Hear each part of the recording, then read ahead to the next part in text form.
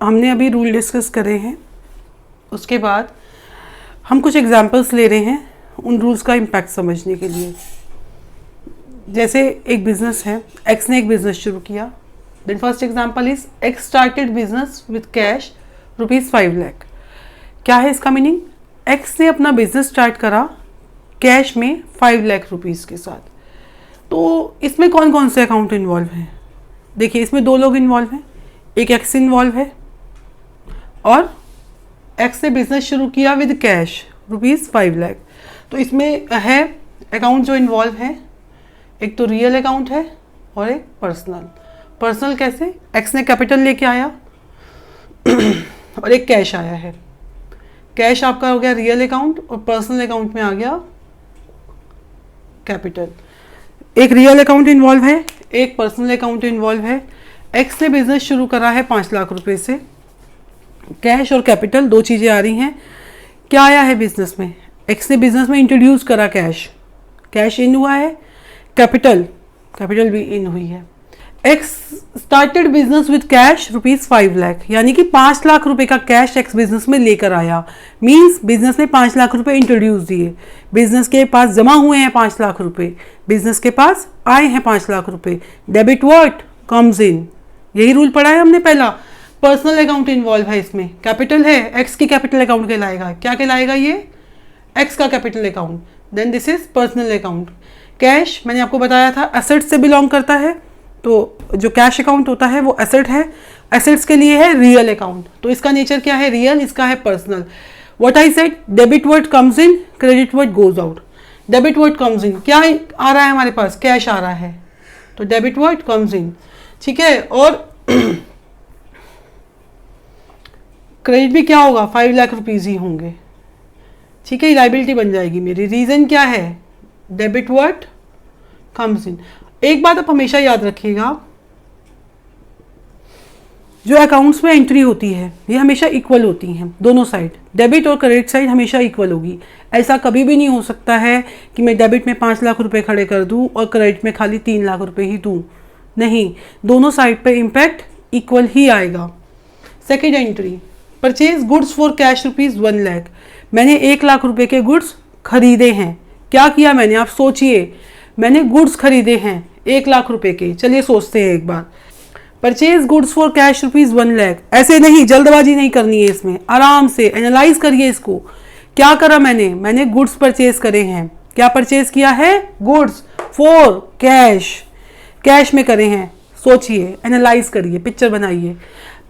आप हो यहाँ पर, मैं नहीं हूँ, आप खड़े हो यहाँ पर कैश लेकर, 1 लाख रुपए हाथ में लेके खड़े हो। यहाँ पे एक बायर खड़ा हुआ है जो आपको गुड्स, जिनसे आप खरीद रहे हो, वो गुड्स लेके खड़ा हुआ है। आप कहते हो मैंने गुड्स ले लिए, आ जाओ गुड्स इधर ले आओ। गुड्स मैंने परचेज कर लिए। क्या आ गया मेरे पास? गुड्स। पैसे दे दिए मैंने। क्या जा रहा है मेरे पास से? कैश। क्या आया मेरे पास? गुड्स। और क्या गया मेरे पास से? कैश। तो देन इसमें क्या क्या अकाउंट इन्वॉल्व हुए? इसमें हुआ परचेज अकाउंट और कैश अकाउंट, राइट। क्या क्या इन्वॉल्व हुआ इसमें? परचेज अकाउंट और cash account. Again cash account क्या है? Real account. And purchase account क्या है? Nominal account. ये हेडिंग में दोबारा नहीं लिख रही हूँ। तो अकाउंट कौन से इन्वॉल्व है? परचेज और कैश। नेचर क्या है? Nominal and real. अब फिर से डेबिट और क्रेडिट। अरे इसमें तो आप एक्सपर्ट हो, आपको पता है यहाँ पे क्या आना है। 1 लाख रुपए आने हैं, क्योंकि 1 लाख रुपए ही दिए हैं, तो डेबिट भी 1 लाख होगा और क्रेडिट भी। बट इंपॉर्टेंट क्या है? रूल कौन सा लगा मेरा यहाँ पर? इसमें मेरा रूल लगा debit word comes in, credit word goes out. तो क्या जा रहा है मेरे पास से? कैश। कैश चला गया ना, दे दिया आपने बायर को, तभी तो गुड्स लिए। देन इसका रीजन क्या है? Credit word goes out. जब किसी एक चीज को मैं डेबिट करूंगी या किसी एक चीज को क्रेडिट करूंगी तो दूसरे को मुझे डेबिट करना ही है। यही बेस है अकाउंटिंग का, डबल अकाउंटिंग। हर एक एंट्री के 2 पार्ट होते हैं, एक इधर हिस्सा उसका पार्ट आता है तो दूसरा पार्ट का इफेक्ट दूसरी जगह भी जाता है। देन थर्ड, फिर से पढ़ते हैं। Sold goods for cash ₹2 lakh. क्या करा मैंने? गुड्स बेचे हैं। आपकी बार क्या करा है मैंने? गुड्स बेचे हैं फॉर कैश ₹2 लाख। फिर से इमेजिन करते हैं, एक पिक्चर बना लेते हैं मन में। अब जो सामने खड़ा है, अरे नहीं, ये मुझे गुड्स देने नहीं आया है, अब तो ये मुझसे गुड्स लेने आया है। गुड्स कहाँ है? गुड्स तो ये रहे मेरे पास 2 लाख रुपए के, और वो पैसा लेकर आया है मेरे पास। लो भाई तुम गुड्स ले जाओ, मैंने इनको गुड्स बेच दिए हैं, इनको गुड्स दे दिए हैं, और इनसे मैंने कैश ले लिया है। तो मेरे पास से क्या गया? मेरे पास से गुड्स गए हैं, और आया क्या है मेरे पास? कैश आया है। तो इसमें फिर से 2 अकाउंट इन्वॉल्व हैं। क्या क्या इन्वॉल्व है इसमें? इसमें इन्वॉल्व है सेल्स अकाउंट और कैश अकाउंट। अगेन सेल्स मतलब नॉमिनल अकाउंट और कैश मतलब रियल अकाउंट। डेबिट क्या करने वाली हूं मैं और क्रेडिट क्या करने वाली हूं? फिर से 2 लाख रुपीस। अब मैंने क्या रिसीव करा? मेरे पास कैश आया है और गुड्स गए हैं, मैंने गुड्स बेच दिए हैं ना, कैश आया है। Then debit what comes in, वो रूल लगाया है मैंने यहां पर, डेबिट व्हाट कम्स इन। कुछ एग्जाम्पल हम और डिस्कस करते हैं वर्बली। पहले 3 एग्जाम्पल आपको अच्छे से समझ में आ गए होंगे, आई होप। अगर स्टिल आपको उसमें कोई डाउट रहता है, आपको लगता है कि मुझे अभी ये कॉन्सेप्ट क्लियर नहीं हुआ है, प्लीज़ आप मुझे कमेंट बॉक्स में मैसेज कर सकते हैं, मुझसे आप वो एग्जाम्पल दोबारा से पूछ सकते हैं। अपना ईमेल आईडी प्लीज़ ज़रूर मेंशन करें ताकि आपको हम टाइमली रिस्पॉन्ड कर सकें। Okay, next example, received interest from Ram in cash ₹500। क्या हुआ इसमें? ये कुछ अलग लग रहा है, राइट? कैसे?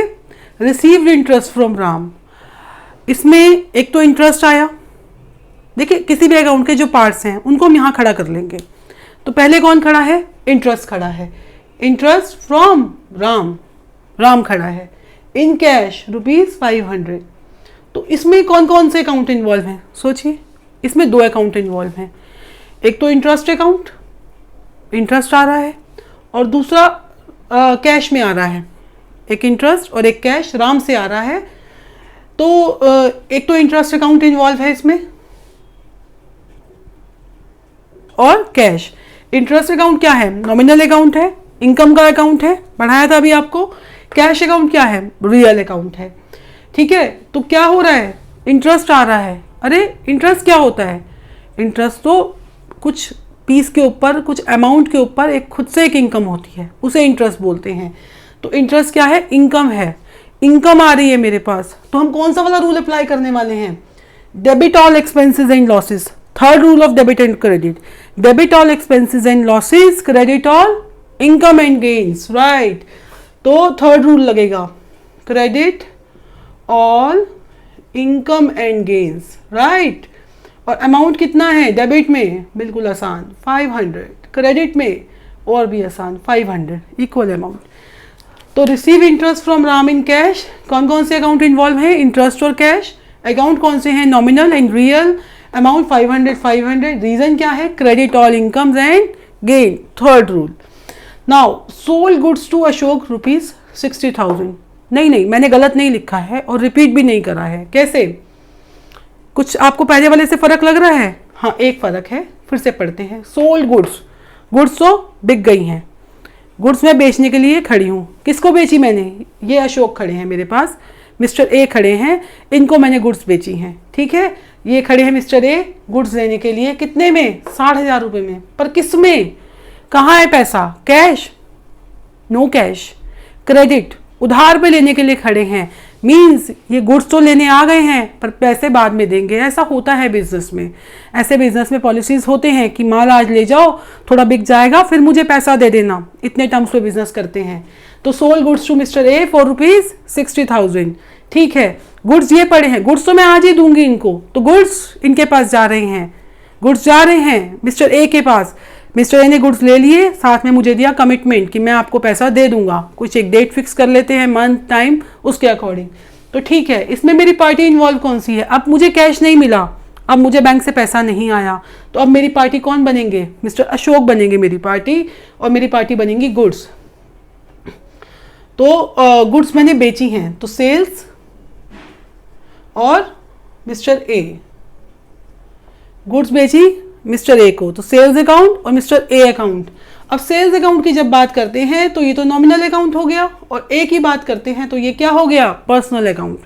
ठीक है, यहाँ पे डिफाइन करना, समझना इनिशियल डेज में, स्टार्टिंग में, कि जिस अकाउंट की आप बात कर रहे हो वो अकाउंट है कौन सा, क्योंकि उसी के अकॉर्डिंग आप रूल्स लगाओगे। समझ रहे हैं आप? अगर आप सोचेंगे कि इसकी ज़रूरत क्या है मुझे बार बार चेक करने की कि ये अकाउंट कौन सा है, समझ तो लिया मैंने कि गुड्स बेची, अशोक को बेची, समझ गया मैं इतनी बात से। नहीं, हमें ये डिफाइन करना जरूरी है कि हमें कौन सा रूल लगाना है। सेल्स अकाउंट इन्वॉल्व है, मिस्टर ए का अकाउंट इन्वॉल्व है, नॉमिनल अकाउंट है एंड पर्सनल अकाउंट है। अमाउंट डेफिनेटली वही रहेगा 60,000 डेबिट, 60,000 क्रेडिट। देन रीजन इसका रहेगा, पर्सनल अकाउंट का रूल लग जाएगा, debit the receiver, credit the giver, debit the receiver, credit the giver. इसमें मुझे क्या मिलने वाला है? 60,000 रुपये मिलने वाले हैं। मेरी गुड्स बिकी हैं, मुझे 60,000 रुपये मिलेंगे। मेरे ये डेटर बन गए हैं। क्या बन गए हैं? ये मेरे डेटर बन गए हैं। देन रिसीवर इनकम, ठीक है। Next example, now I purchase furniture for cash ₹50,000। अब फर्नीचर बाय करा है कैश में ₹50,000 में। सोचिए क्या हुआ होगा? फर्नीचर बाय करा, जब मैंने कोई चीज़ बाय करी तो वो चीज़ मेरे पास आ गई, फर्नीचर मेरे पास आ गया, तो ठीक है ये मेरे पास फर्नीचर आ गया है। यहाँ पर मैंने परचेज किया फर्नीचर कितने का? 50,000 रुपये का फॉर कैश। मैंने इनको क्या दिया? इनसे मैंने फर्नीचर ले लिया, इनको मैंने कैश दे दिया। 2 अकाउंट इन्वॉल्व हो गए, कौन कौन से? Right, furniture and cash. क्या क्या अकाउंट इन्वॉल्व हैं? फर्नीचर एंड कैश, फर्नीचर और कैश, ठीक है। अब इसका क्या है? ये furniture real account, cash real account. Amount कितना आएगा? 50,000। Okay, purchase furniture and cash. Debit word comes in, credit word goes out. क्या आ रहा है? फर्नीचर आ रहा है, डेबिट द फर्नीचर। क्या जा रहा है? कैश जा रहा है। देन इसकी एंट्री जो बन जाएगी, अभी एंट्री मैंने बनानी सिखाई नहीं है, बट फिर भी फर्नीचर अकाउंट डेबिट करेंगे, कैश अकाउंट क्रेडिट करेंगे। फर्नीचर आया है और कैश चला गया है। सिर्फ आने जाने की ही तो जो रिकॉर्डिंग करनी है मुझको, मेरे पास क्या आया और क्या चला गया वही बिजनेस में रिकॉर्ड करना है, क्योंकि इसका जो रिजल्ट होगा, फायदा या नुकसान, वो बिजनेस का आउटकम है। मेरे लिए इस मूवमेंट को रिकॉर्ड करना, इन ट्रांजैक्शंस की, इस फंडिंग की, इस कैश की, इन इवेंट्स की, यही है अकाउंटिंग। इसमें हमारा रूल लग गया, रियल है तो रियल के हिसाब से debit word comes in, credit word goes out. Furniture account debit to cash account, credit cash account. Then paid wages ₹20,000। अब मैंने क्या करा? मैंने वेजेस पे करे। वेजेस मतलब सैलरी या फिर स्टाइपेंड या रेम्यूनरेशन। यानी हम ऐसे समझ सकते हैं कि किसी पर्सन ने मेरे लिए कुछ सर्विस करी, कुछ जॉब करा, और मैंने सपोज मेरे यहाँ पे एक एम्प्लॉय है, वो कुछ काम करते हैं, अकाउंट्स संभालते हैं या कुछ भी मेरे ऑफिस का काम करते हैं, मैं उनको हर महीने कुछ पैसा पे करती हूँ, सपोज 20,000 रुपये पे करती हूँ, तो वो अमाउंट कहलाता है वेजेस। मैंने वेजेस पे करे 20,000 रुपये में, ठीक है। तो इसमें क्या क्या इन्वॉल्व है? इसमें मेरे इन्वॉल्व हैं वेजेस और कैश। वेजेस और कैश, वेजेस का अकाउंट कौन सा हो गया? नॉमिनल। कैश का कौन सा हो गया? रियल। तो इसमें हमारा क्या लगेगा? अब ये क्या है? वेजेस मेरे ऑफिस के लिए काम कर रहे हैं, मेरे ऑफिस का, मेरे बिजनेस के लिए काम कर रहे हैं, तो मेरे बिजनेस का एक खर्चा है। तो क्या पढ़ा था हमने? Third rule, debit all expenses and losses, debit all expenses and losses, credit all gains and income. यानी कि सारे खर्चे क्या करने हैं? डेबिट। देन इसका रीजन हम लिखते हैं debit all expenses and losses. और ये क्या है मेरा? ये है एक्सपेंस।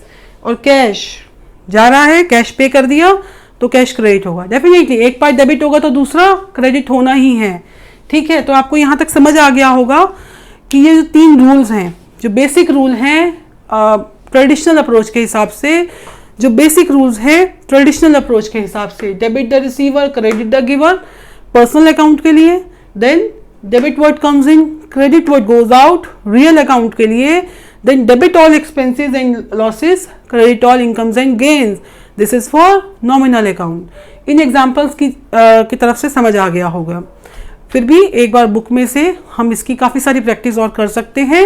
एक बार अपनी बुक से आप करें। अगर आपको कोई भी प्रॉब्लम रहती है प्लीज़ अपनी क्वेरी कमेंट सेक्शन में पोस्ट करें, और मेरे वीडियोस को लाइक, शेयर एंड सब्सक्राइब जरूर करें ताकि ये ज़्यादा से ज़्यादा स्टूडेंट्स तक पहुंच सके। धीरे धीरे हम इसमें सुधार करते जाएंगे, चीज़ें इसमें हम ऐड करते जाएंगे आपके लिए, ताकि आपको चीज़ें मोर कन्वीनियंटली समझ में आए। ज़्यादा एग्जाम्पल्स के साथ ही ये कॉन्सेप्ट्स क्लियर हो सकते हैं। तो do lot of practice of these examples, और ये रूल्स आप याद कर लें। नेक्स्ट क्लास में हम मॉडर्न टेक्निक से जो डेबिट क्रेडिट के रूल्स है हम वो डिस्कस करेंगे।